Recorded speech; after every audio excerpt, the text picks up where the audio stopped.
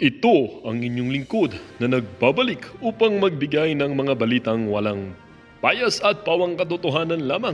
Ito ang Bayang Pinas. Ngunit bago tayo magsimula, tayo muna ay basahin muna natin itong mga komento ng ating mga netizen. OMG! Puro kasama ng mga ginagawa nitong si Kuting sa mga kayamanan ng bansa. Dapat tigilan na yung mga kabaliwang gawain ng mga Marcoses. Ipakulong nyo kaagad. Bakit wala kayong ginagawa para sa ating bayan? Nasaan ng mga military? Ba't wala kayong aksyon tungkol rito? Bakit? Umutang na ng trillions, nagbenta pa ng reserve gold para saan? Pangsalba ba sa gutom ng Pilipino? Dapat mabusisi kung bakit bukod ng utang, nagbenta pa ng ginto. Ano na ba ang nangyayari sa ating bansa? At ng daming di lumalabas sa stream media. Explain dapat ng Kuting yung pagbenta. Impeach na. Dapat mag-explain siya. Tinidistract lang tayo sa VP, sa Go, sa Duterte, at kung ano-anong distraction. Maraming bagay para di natin makita mga kababalaghan nila. Alis dyan Kuting, resign na bago ubusin yaman natin. Well, para nga sa kapuang impormasyon na ipanoorin ang buong video. At salamat na rin sa ating mga solid viewers sa walang sawang pagsuporta. At kung bago ka pa naman sa ating channel ay huwag kakalimutan mag-subscribe, pindutin ang notification bell, piliin na rin ang all upang laging maging updated sa mga bago at nagbabagang mga balita. Muli po, maraming salamat and God bless. At syempre, huwag din pong kakalimutan mag-iwan ng like at i-share ang ating mga videos.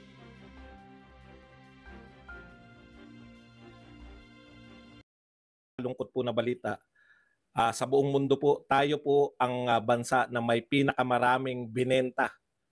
Opo, binenta na gold reserve, no? Yung nakalagak po sa Bangko Sentral na ginto natin. Malaki pong ano yan eh, malaki yan po yung pantiyak natin na para hindi bumagsak yung piso natin kasi nakabatay sa gold reserve yung ating pera eh. Nagbenta po tayo na napakaraming ginto. Pinakamarami. Yung sumunod sa atin, wala po sa kalahati nung binenta natin ginto. Grabe po talaga. Ngayon pong 2024, first half ng 2024. Pag-usapan din po natin, ito po, no? Talagang tulong-tulong po yung media dito po sa fake news. Gusto nilang pasamain si BP Sara eh. No, yung habang daw sinasalang yung kaya daw hindi na isalang yung budget ng OBP dahil nagsuswimming lang daw. Sarap buhay daw si BP Sara. Antindi no, lakwat Sara ang tawag nila. Lakwat Sara? Ano tawag nyo kay Bongbong kung lakwat Sara si Sara Duterte? Ano tawag nyo kay BBM? Okay. Pag may oras pa po, pag-usapan din natin si Chis Escudero, no? Kasi yung rumors po, rumors lang naman eh. Kaso ganyan din yung tatanggalin si sino na ngayon dati yung pinalitan ni Chis. Nakalimutan. Yun. Ganyan din, 'di ba? Nagsimula lang sa rumors. Iniisip ko nga ano ba dahilan kung bakit si Subiri? Ano ba dahilan kung bakit tatanggalin to kung sakasakali? Siyempre nag-isip tayo, may nasabi ba to? Kasi alam ko yung kay Subiri yung panahon na ano eh, 'di ba? Yung sinalang ni Bato si anong pangalan nito? Yung Morales, si Morales, 'di ba? O yan yung issue ng PDEA leaks. Maraming na-expose dito sa pamilya na 'to. Ano naman kaya yung nasabi ni Kiss? May naisip lang ako bigla. Sa akin lang naman 'yun. Pero imposible kasing walang dahilan kaya ka papalitan. Okay, yan po mga pag-uusapan natin. Pero bago yan, kung bago ka pa lang dito sa ating channel, mag-subscribe ka na. Dahil ito lang ang tayong channel na may kinikilingan, may pinapanigan, una sa balita, huli sa impormasyon, kaya ano pang hinihintay nyo? Pindot na. Okay, pag-usapan natin. No? Hindi ko alam kung ano uunahin natin. Unahin na muna natin to si Chis. May bigla lang ako naalala. Siguro ito ang isang contribution dyan. No? Kasi ngayon, huling araw na raw ng investigasyon kay Alice Go. Teka muna, Alice Go ba yung iniimbestigahan? Akala ko Pogo eh. Di ba nagsimula sila Pogo? Natatandaan nyo? Akala natin, kasi 300 plus daw eh. Akala natin sinimulan lang to sa Banban. Putya, patapos na pala. Oh. hindi na hindi na naimbestigahan yung ibang pogo. Nagsalita si Chis Escudero. Nakalkal ko lang sa isip ko. Tapos sinearch ko, nga no, may sinabi pala si Chis Escudero, di ba? Malamang ito yung kung sakasakaling pagtatangkaan siyang tanggalin dahil dito eh. Puro Pilipino kinakasuhan. Escudero hopes Senate probe can unmask real mastermind behind illegal pogos. Bakit kayo titigil kay Alice Go, kay Cassandra Ong? Hindi ko po mapaniwalaan na yan na po ang dalawang mastermind. Si Cassandra kasi Ong na ang mastermind kasi si Alice Go. Talaga? Si Chis Escudero nga nagsabi, bakit panay Pilipino lang? Paano yung mga real mastermind behind illegal pogos? Bakit hindi nyo tuklasin? Hindi, wala po ako ideya. Nakita ko lang. Nakita ko lang. Meron pa palang mga mastermind. Ayon kay Chis Escudero. Bakit kaya? Bakit kaya hindi nila isalang yung mga mastermind? Doon ka mag-iisip, no? Bakit nga ba hindi isasalang yung mastermind at masaya na sila na tapusin kay Alice Go? Kahit mapakulong niya kung hindi naman niyang mastermind. Di ba? Ng mga pogo. 300 si Alice Go mastermind. Talaga? Si Cassie Ong, batang-batang si Cassie Ong na nagpakulot. Hindi ko maintindihan. Pasensya na po kayo. Tapos ang malupit nun, ititigil na nila. Ititigil na nila yung investigasyon. Pag nagkataon pa yan sa kaso nila na yan wala nga ako narinig na ugnayan ni Alice Go dun sa sa trafficking, di ba? Pag nagkataon, may pera yan si Alice Go. Makakapag-hire ng mga magagaling na lawyer yan. Pag nagkataon po siya, ang tawa ko lang pag bigla na-dismiss yung kaso na yan. Okay, speaking. Alam po ninyo, unahin na natin yung sa ginto. Ito po, nakita ko lang, syempre, duda tayo, di ba? Kasi kakampi natin yung nag-post si Maluti Kiye. Hanapin ko nga to, yung Esquire. Nakita ko po, ito po, mula po sa Esquire magazine. The Bangko Sentral ng Pilipinas sold the most gold worldwide in the first half of 2024. Tayo po ang may pinakamaraming binentang ginto sa buong mundo ngayong 2024. Baka naman badong tayo pinakamarami, hindi po tayo pinakamarami ang ginto. Tiba-tiba po to, ang mahal po ng ginto ngayon. No? Per ounce pala niyan ay 140,000 pesos. Hindi ko alam kung magkano isang bar. Kung magkano yung isang bar niyan. Okay, anyways, ang halaga po. So, no? Tanong nyo po kung ilang tonelada. Ounce lang yung pinag-uusapan natin. Yung ounce, konti lang yun. Hindi po kilo ang binenta natin. Tonelada. Kapit lang po kayo. 25 tons between January to June. Yung July, August, September pa. Hindi pa counted. 25 na tonelada. Tonelada po, 1,000 kilo bawat isang tonelada. Putsang daming ginto niyan. 25 na tonelada. Grabe po yan. Isang barko yata. Isang barko yata yan ng ginto ang binenta. Ang lupit po ng gobyerno natin. Na hindi natin nararamdaman kung saan dinadala yung binibenta na yan.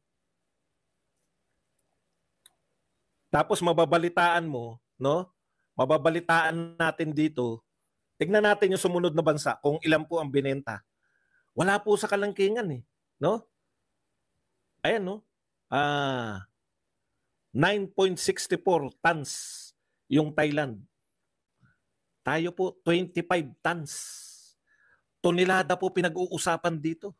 Barko-barkong ginto. Putya, grabe. Matindi po. Wala pong palipaliwanag. Wala nagpapaliwanag sa atin. Wala ring may balak mag-imbestiga.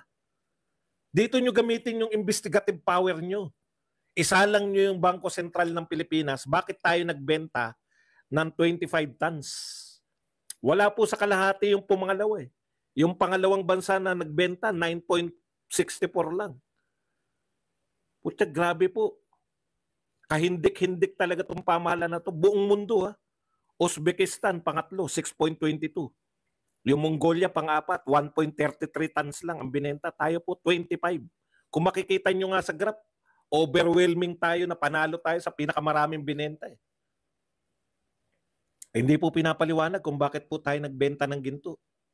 Kaya nga po etong mga bagay na to, eto dapat yung mga iniimbestigahan ninyo. Hindi yung wala namang vice president kayo ng vice president. Wala akong ideya kung gaano karami ang 25 tons na yan. Baka isang barko na po yan. Ini-imagine nyo lang yung isang barkong ng ginto. Ganun ang binenta natin.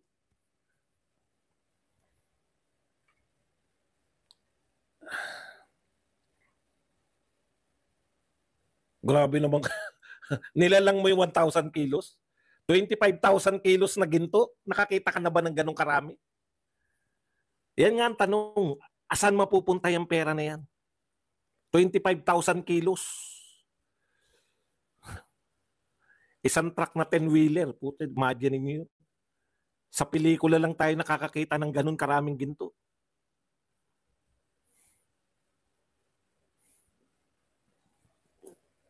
$25,000.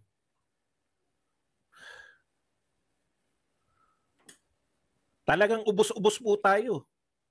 Pag nagpatuloy po to, yung naani natin, kasi galing din yan dito sa atin sa local, ang binili po ng ang binili po ng ating alam niyo po pag may nagbebenta, may kumikita diyan.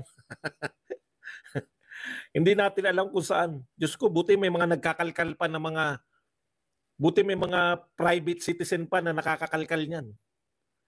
Ewan ko kung masasara tong magazine na to, yung Esquire magazine na sinulat ni Paul Jan Kanya 18 hours ago. Imagine niyo. Hindi ko po ma-imagine kung gaano karaming grabe. Sabi ko, putya, hindi mo akalain, no? Ang dami nating ginto na ganyan. Pag nagpatuloy po yan, ubos po ang ginto ng Pilipinas. Senado at Kongreso, tigilan nyo na yung mga walang kawawaan na nyo. Kung wala namang patutunguhan, kundi idudugtong nyo lang kay Duterte. Imbestigahan nyo po ito. Ayan, dami na nagtatanong. Saan napunta yung pera? Magkano? Magkano yung benta?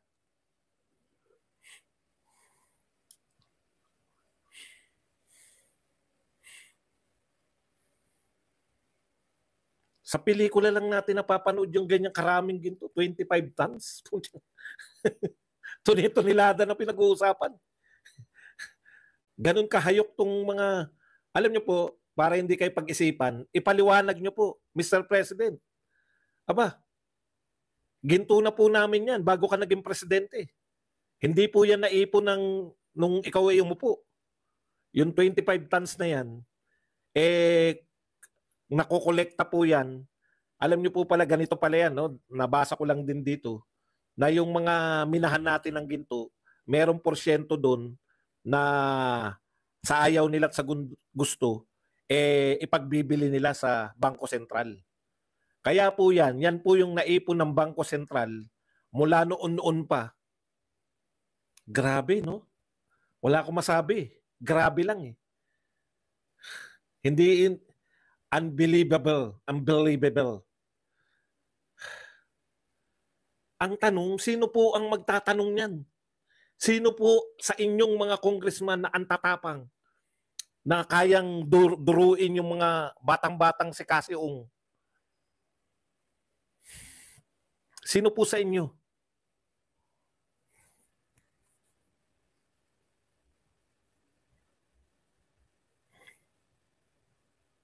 Maano ka na lang.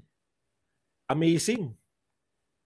Amazing talaga. Tapos mababalitaan mo na yung ipampupuno ngayon sa budget, okay lang sana kung dineklara na kaya tayo nagbenta kasi kulang yung budget natin. Hindi po. Yung kakulangan sa budget ngayon, uutangin. Umamin si Kimbo eh. We are deficit spending. Mas malaki ang ginagastos natin kaysa kinikita. Eh yun naman pala, ba't kayo bigay ng ayuda? Thank you very much kay Aurora Albis na nagbigay sa atin ng 23 Hong Kong dollars. Bakit kayo bigay ng ayuda? Talagang dapat sisimutin talaga ang yaman ng Pilipinas nito mga to. Ang lakas mangutang, walang pandemya.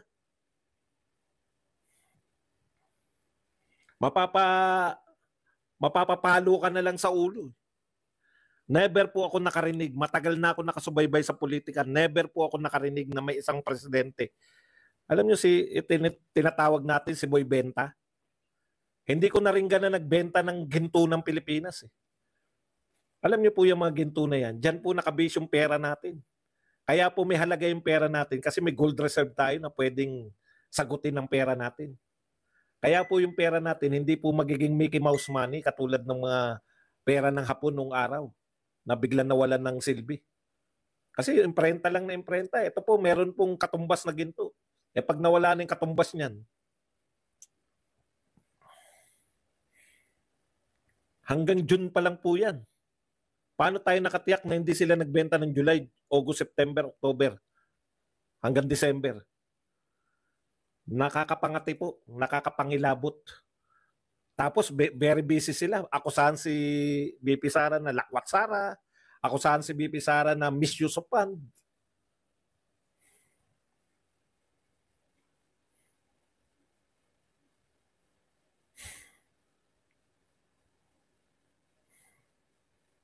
Karimari-marim.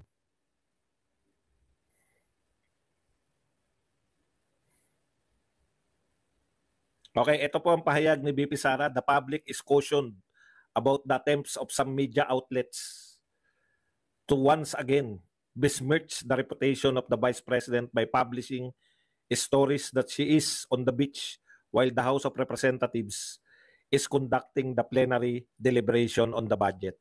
The Vice President was on the road today talking to the people about the current events in our country. She made stops in Binsons and Daet, Camarines Norte, and Legazpi, Albay. It is quite easy to confirm her activities through social media posts of the residents in these areas. The OBP condemns fake news and all media releases for clickbaits and profit. Thank you. Alam niyo po, sa totoo lang, ang panira po nila kay BP Sara, fake news lang. Ang panira po nila kay BP Sara, ganda lang ng ginagandahan lang, mga Alamel Santa Maria. Second to the highest. Magmagano, second to the highest. Tanggalin nyo yung drama. Wala talaga silang kaso kay BP Sara. Alam mo, pinalulutang nila yung impeachment, walang kaso. Impeachment, para masanay na yung Pilipino na sasampa nila ng impeachment, hindi na magwawala. Pero tignan po natin, no? Sino po yung mga sinasampahan ng impeachment? Si Gloria po, sinasampahan po yan ng impeachment taon-taon. Binabasura lang ng Kongreso. Si Erap, nakita na natin, sinampahan ng impeachment, may impeachment trial. Si Corona, may impeachment. Tignan po natin ano po yung mga kinaso sa kanila, no? Ito po, kinaso to . Ayan po ang kinaso kay Erap noong 2001. Siya po ay kinasuhan ng impeachment trial sa kasong yung charge sa kanya, plunder at perjury. Alam niyo po yung plunder? 50 million pataas ang ninakaw. 50 million pataas yung involved na pera. Perjury, nameke siya ng perma ni Jose Velarde ba? O Cepedal. Jose Velarde yata. Meron po talagang ginawa . Meron po nagpapatunay, no? Na meron siyang nilustay na malaking pera. Meron po nagpapatunay na nameke siya ng yung di ba? Paano mo nalaman na siya pumirma niyan? Sa harap ko po pumirma ng Jose Velarde.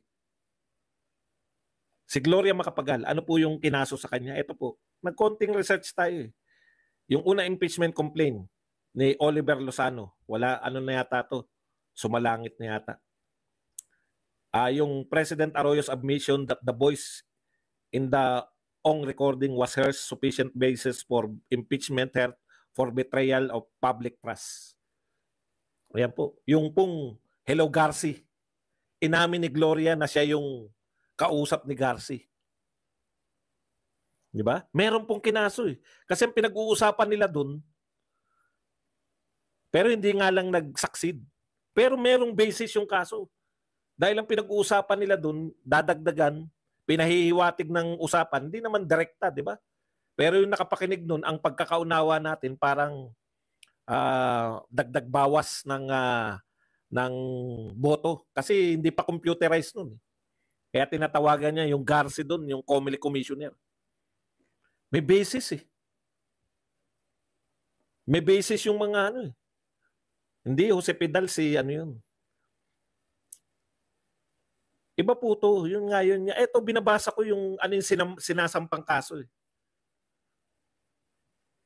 Yung Comelec, yun po yung sinampang kaso. Tapos yan po ay betrayal of public trust. Wala nang tiwala ang tao sa'yo. Dahil nakipagkutsabahan ka sa Comelec. Yan yung kinakaso sa kanya. Sa impeachment. Na tinabla lang ng Kongreso.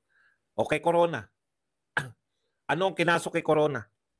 Corona was found guilty of Article 2 of the Articles of Impeachment. So marami pong article of impeachment. Guilty siya ron pertaining to his failure to disclose to the public his statement of assets, liabilities, and net worth. SALN. Kasi kaya SALN lang, kampante po sila, na SALN lang, tinigil na ng maraming kinaso kay Corona, pero SALN lang, tinigil na nila dahil alam nila matalo na si Corona. Kinakailangan, pag pinag-usapan mo yung impeachment, may isasampa kayong kaso. Kaya po tignan nyo, naririnig nyo yung salitang dito sa Quechua. Yung pamagat, di ba, malfeasance, misfeasance, kung ano man, technical words. Kasi pasok yun sa article of impeachment. O dahil wala silang makitang basis, kinalkal na nila yung COA. Tinanong na nila yung COA. Yung 11 days ba may problema? Walang problema sa 11 days. Ha? Isang taon nilang mahigit na inalagaan yung 11 days, ginastos yung 125. Ano po sabi ng COA? Walang problema dyan. Eh yung disallowance, mabigat yun. Oh, disallowance, paano mo sasampahan si BP Sara sa disallowance? Una, kabibigay lang ng disallowance. Pwede niyang ayusin, tandaan po ninyo, kaya disallowance yan, kulang ng papeles. Kulang ng papeles, ayusin nyo ng 6 months. 6 months? Hindi mo pwedeng sampahan ng impeachment batay sa hindi pa tapos na, yung COA nga, binibigyan siya ng 6 months eh. Sino kayo para sampahan siya ng reklamo batay dun sa, di ba? Kung sakali man, hindi pa rin po kaso yun. Pinasusuli lang sa'yo. Disallowed ka lang, babayaran mo lang. Wala po talaga silang maisampang kaso. Nagtangka sila Chua sa committee nila. Gusto nila imbestigahan, kaya pinatawag yung mga head ng bawat extension office. Hindi pinatin ni Sara, siya upantin. Eh, sinabihan na sila ni BP Sara, naghanap lang kayo ng ikakaso sa akin. Totoo naman, dahil sa pamagat pa lang. Yun po ang gusto nila ikaso. Pero hindi umubra. Hindi sila nakakuha ng ebidensya. Walang may labas yung COA. Ito pong mga pinalulutang nila, same lang yan sa 125 eh. Yung 270 something na ginastos ng 7 buwan. Wala pong kaso yan. Kung hanapan nyo ng kaso, yung 1.4 billion na hindi makita, pwede. Yun ang mga pwedeng kaso kasi putya may budget tapos walang maipakita. Kakaso-kaso yan. After ng 2025, maraming babaliktad sa mga congressman.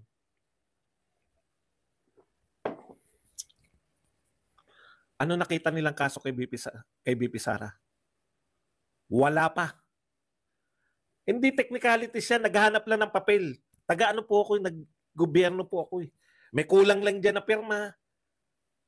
Ang sinabi na nga eh. Anong kulang? 4 dapat yung pagpapasahan. Oh, kulang lang ng pinasahan.